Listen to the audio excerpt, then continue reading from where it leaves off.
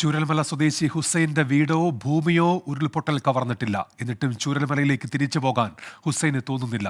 കാരണം ഉരുൾ കൊണ്ടുപോയ സൗഹൃദങ്ങളാണ്. ഭൂപടത്തിൽ നിന്ന് മണ്ണു മായ്ച്ചു കളഞ്ഞ പ്രദേശങ്ങൾ.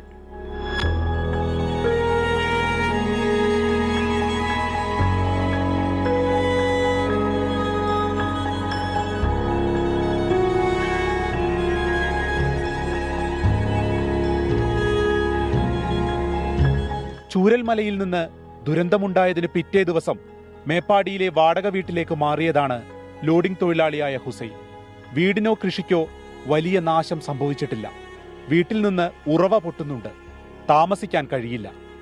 എങ്കിലും വീട്ടിലേക്കൊന്ന് തിരിച്ചു പോകാത്തതെന്തേ എന്ന ചോദ്യത്തിന് അവിടെ എൻ്റെ കൂട്ടുകാരിനി ഇല്ലല്ലോ എന്ന വലിയ ചോദ്യമായിരുന്നു ഹുസൈൻ്റെ കണ്ണീർ മറുപടി. വീടിനൊന്നും സംഭവിച്ചിട്ടില്ല. പിന്നെ അതിൽ ശാശ്വതമല്ല താമസിക്കൽ. പിന്നെ അടിയിൽ കൂടെ ഉറവ് വന്നിട്ട് മുറ്റമൊക്കെ നല്ല ചെളിവിളിയാണ്. പിന്നെ പുതിയ വീട് വെച്ചതാണ്. ലോൺ എടുത്തിട്ട് ഒരു 8 മാസമായിട്ടുണ്ടാവും ഞങ്ങൾ വീട് വെച്ചിട്ട്. പിന്നെ എൻ്റെ പുറകുവശമുള്ളവരൊക്കെ പോയി.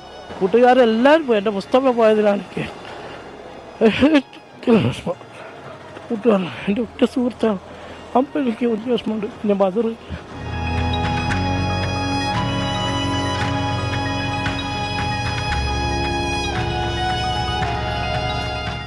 ഉറ്റ സുഹൃത്ത് മുസ്തഫയുടെ മൃതദേഹം ലഭിച്ചോ എന്ന് പോലും ഹുസൈൻ അറിയില്ല.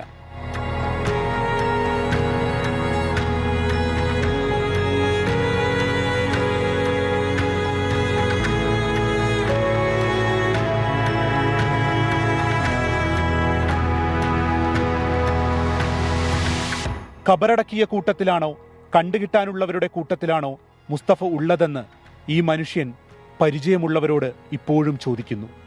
അവനവൻ്റെ ഉള്ളിനു മാത്രം മനസ്സിലാകുന്ന എത്ര ആഴമുള്ള ബന്ധങ്ങളെയാണ് മണ്ണേ നീ കവർന്നത്.